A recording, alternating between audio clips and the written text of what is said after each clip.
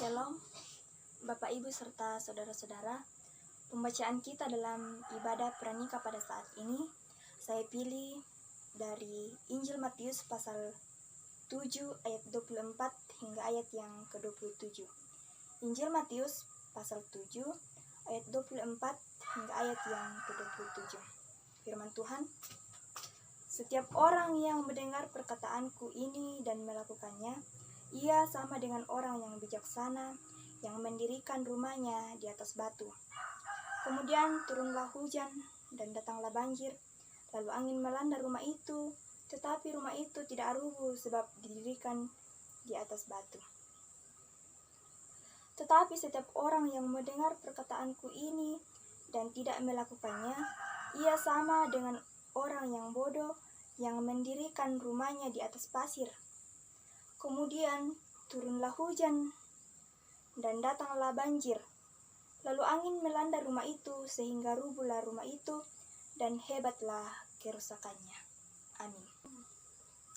Dari pembacaan kita pada saat ini, saya simpulkan dalam satu tema yang berbunyi membangun pernikahan di dalam keluarga Kristen. Membangun pernikahan di dalam keluarga Kristen. Keluarga Kristen merupakan keluarga yang prinsip kehidupannya sesuai dan seturut dengan Alkitabiah, di mana setiap anggota memahami dan memenuhi peran yang telah diberikan oleh Allah, baik peran sebagai ayah, ibu, anak, kakek, nenek, dan sebagainya.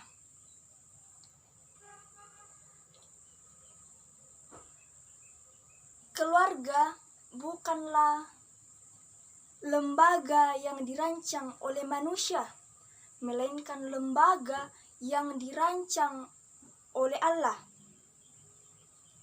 supaya bermanfaat bagi manusia.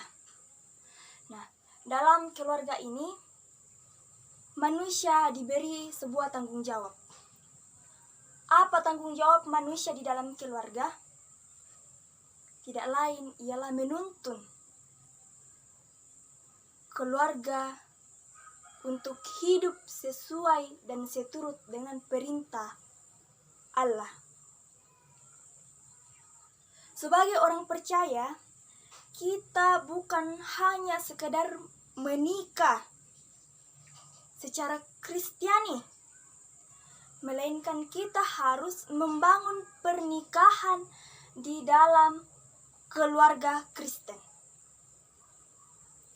Membangun pernikahan di dalam keluarga Kristen berarti kita mau melibatkan Tuhan dalam seluruh proses persiapan, pelaksanaan, dan bahkan kelanjutan pernikahan di dalam keluarga. Tuhan yang menjadi pribadi utama di dalamnya. Dengan demikian, firman Tuhan menjadi dasar dan arah pembangunan keluarga itu. Bapak, Ibu, serta saudara-saudara, di dalam perikop pembacaan kita pada saat ini, Tuhan Yesus memberikan sebuah pesan. Ia mengajarkan bahwa di dalam kehidupan kita diperhadapkan kepada pilihan-pilihan. Lalu kemudian ketika kita memilih salah satu dari pilihan itu, maka kita diperhadapkan pula kepada konsekuensi dari pilihan itu. Nah, dalam pembacaan kita ini ada dua pilihan yang diajarkan oleh Tuhan Yesus. Tuhan Yesus memberikan pilihan kepada manusia, yaitu prinsip hidup orang bijaksana dan prinsip hidup orang bodoh. Orang bodoh adalah orang yang hanya mendengar firman tetapi tidak melakukannya.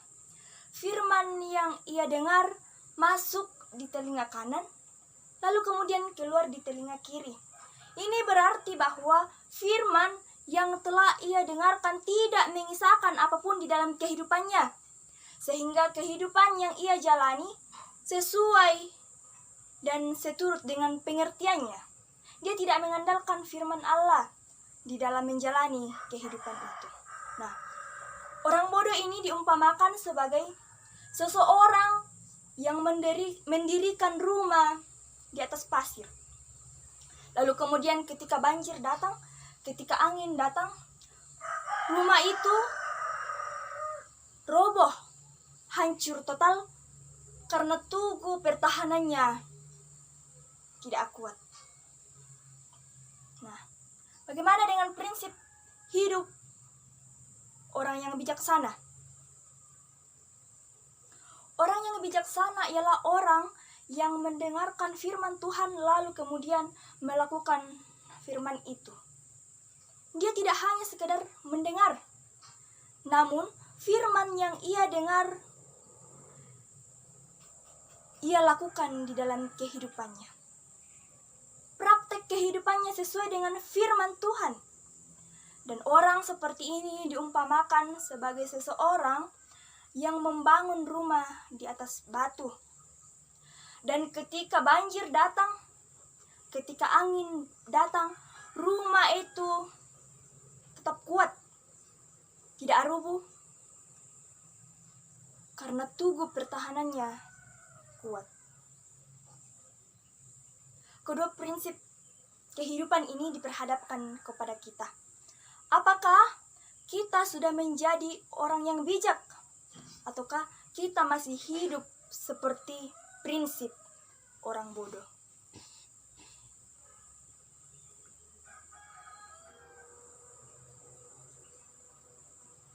Bapak, Ibu, serta saudara-saudara, menjadi penekanan bagi kita bahwa baik orang bijak maupun orang bodoh sama-sama akan menghadapi pergumulan hidup. Namun perbedaannya ialah taat atau tidak.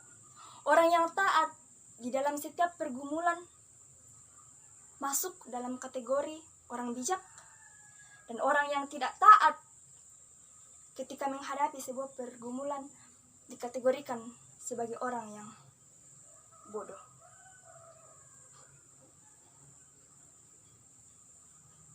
Ilustrasi tentang sebuah bangunan, kita tahu bahwa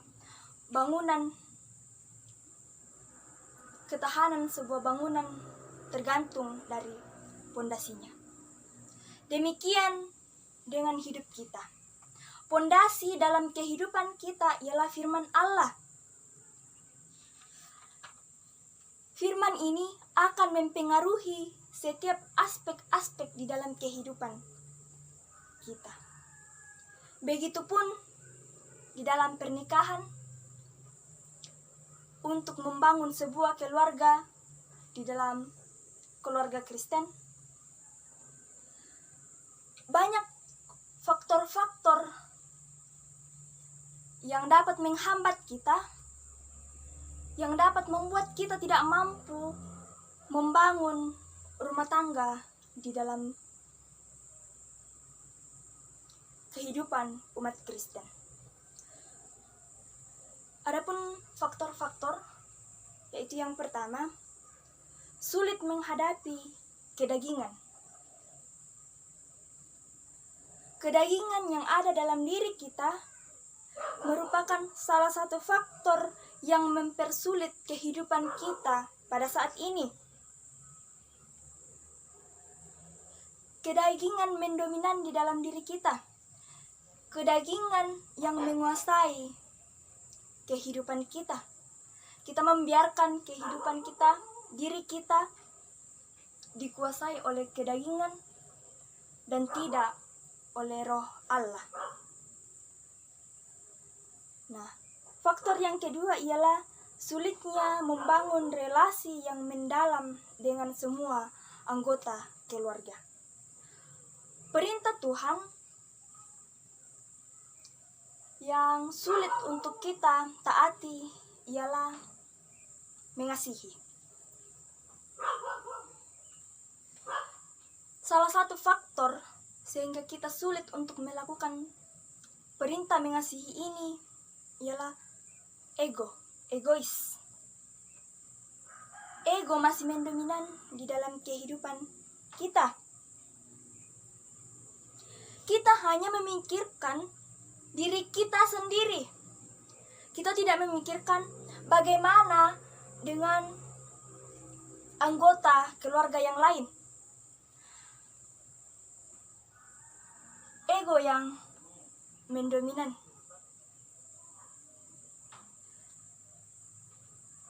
Apa yang saya katakan itulah yang harus terjadi. Saya tidak memperdulikan anggota keluarga yang lain. Ya teko pokada ya basya mo ya ladadi. Inami kamu kelemi turui, kelatei. Masa bodoh dengan kehidupan kalian yang lain. Biasa di dalam kehidupan keluarga kita tahu bahwa pendapat kita salah, cara kita salah. Namun kita tidak mau menerima pandangan-pandangan, pemahaman-pemahaman dari anggota keluarga yang lain. Karena kita merasa bahwa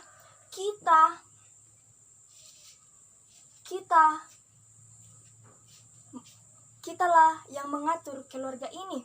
Keluarga ini harus berjalan sesuai dengan apa yang saya kehendaki. Jika tidak, maka saya bukan bagian dari keluarga ini lagi. Faktor yang ketiga ialah sulitnya membangun dan mengembangkan relasi dengan Tuhan. Kehidupan kita sehari-hari fokus kepada bagaimana memberikan kebahagiaan di dalam anggota keluarga. Kita fokus mencari materi-materi untuk membahagiakan anggota keluarga kita, tanpa kita sadari bahwa perbuatan kita ini, apa yang kita lakukan ini, menjauhkan kita dari Allah. Kita lupa bahwa ada suatu hubungan yang harus kita bina. Tuhan Yesus telah menegaskan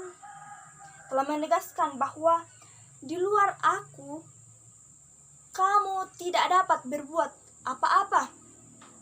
Yohanes pasal 15 ayat 5.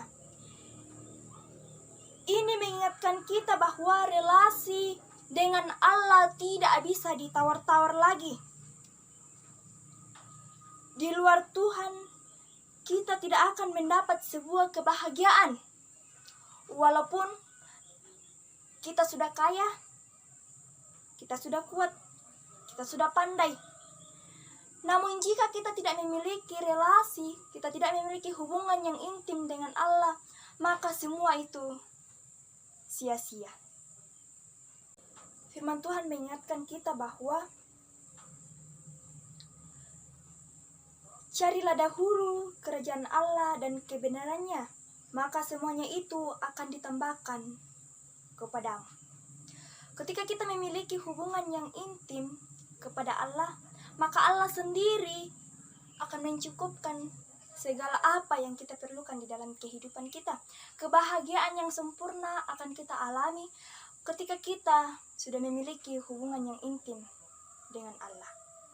Bapak, Ibu, serta saudara-saudara, hendaklah kita membawa pasangan kita untuk mengalami pemuridan dari Tuhan. Amin.